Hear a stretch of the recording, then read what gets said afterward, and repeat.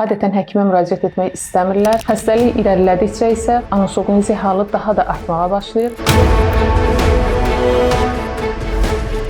Demensiyası olanlar, xüsusilə Alzheimer xəstəliyindən əziyyət çəkənlər ilkin mərhələdə olduqda adətən həkimə müraciət etmək istəmirlər. Digər mərhələlərdə onsuz da yaxınları tərəfindən gətirilirlər və əgər biz istər ilk mərhələdə olsun, istər orta mərhələdə olsun xəstəyə yaddaş azalması ilə bağlı bir xəstəliyin olduğunu bildirsək, o xəstəliyini inkar edir, özünün sağlam olduğunu düşünür. Ümumiyyətlə bu həkimlə xoşu gəlmir və həkimin yanına bir də gəlmək istəmir. Bu tipdə anosognoziya adlandırdığımız bir durumdur. Digər beyin xəstəliklərində də olur. Yəni insanın özündən xəbərsiz olmasıdır, xəstəliyini inkar etməsi deməkdir. Xəstəlik irəlilədikcə isə anosognozi halı daha da artmağa başlayır. Onlar ümumiyyətlə dərman qəbul etmək istəmirlər, buna ehtiyac duymadıqlarını bildirirlər, hər hansı bir narahatlıqlarının olmadığını ifadə edirlər. Ona görə Alzheimer xəstələri və eyni zamanda digər demensiya xəstələrinin ixtisaslı nevroloji mərkəzlərə müraciət etməsi, onlarla uyğun davranılması olduqca vacibdir.